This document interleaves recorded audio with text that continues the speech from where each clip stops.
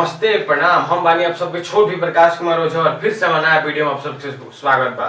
और फिर से नया वीडियो में लेके आ चुकल बानी खेसारी यादव के एक नया सॉन्ग। तनी एक बार तनी गाना सुनी।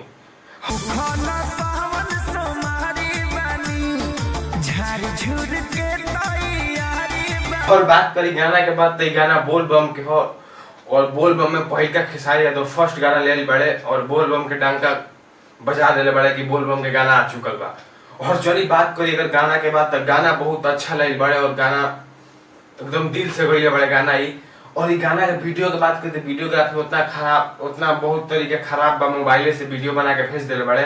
लेकिन गाना में ये लाइन बहुत अच्छा लिखल होता नहीं बस ये लाइन सुनी जो गाना में अच्छा लगता।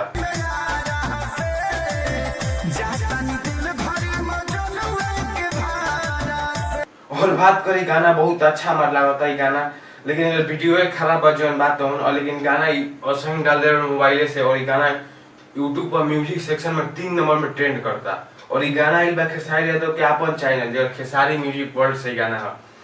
अगर वीडियो के बात किया जाए तो वीडियो बहुत हमारा खराब लगल, जैसे मोबाइल से जैसे एडिट करके मोबाइल से नॉर्मल ही अपलोड कर दिया गई बा।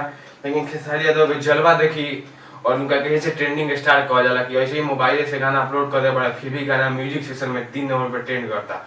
और गाना के बात करी तो गाना एक लिखने बड़े कृष्णा बजरती और म्यूजिक में बड़े आरा शर्मा।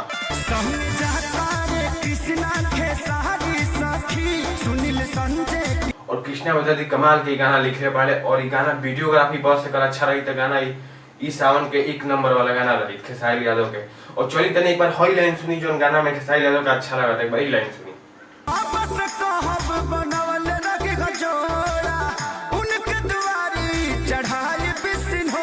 और चली कमेंट में बताई खेसारी यादव के गाना अच्छा लगल। गाना तो सबके अच्छा लगे चाहिए, कैसे गाना बहुत अच्छा लगा था।